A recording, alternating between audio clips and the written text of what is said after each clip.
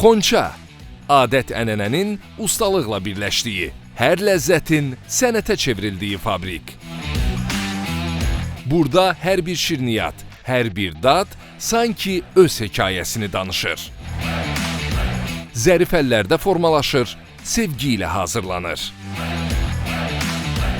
Bu dəfə də sizi Xonçanın dadı damağınızda qalan məhsullarını hazırlayan qəhrəmanlarımızdan biri ilə tanış edəcəyik.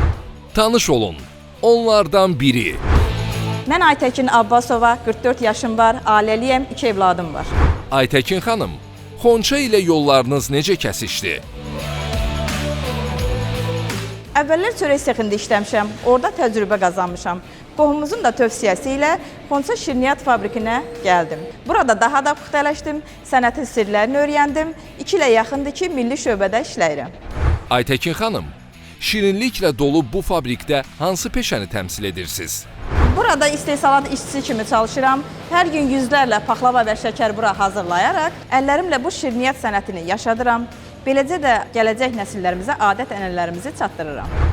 Paxlava və şəkərburanın hər qatında incəlik və ustalığın sirri yaşayır. Bəs siz bu incə sənəti yaşadarkən zəhmətkeş əllərinizlə ona hansı xüsusiyyətləri bəxş edirsiniz? Paxlava hazırlayarkən hər kəsimini ölçüb biçirəm, çünki onun gözəlliyi dəqiqliyindədir. Şəkərburada isə hər naxışı sevgi ilə vurmalısan.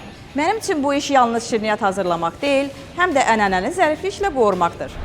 Xonça şirniyyatları hər zaman göz oxşuyur. Deyə bilərsinizmi, bu gözəlliyin sirri nədədir?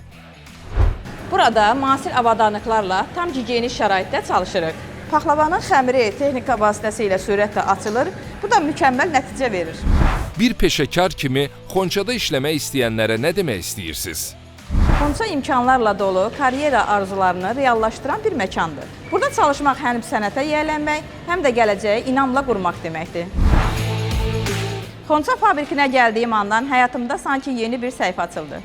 Nə yaxşı ki, mən də Xonçanı seçdim, nə yaxşı ki, zəhmətkeş əllərimizlə xalqımızın xidmətindəyik.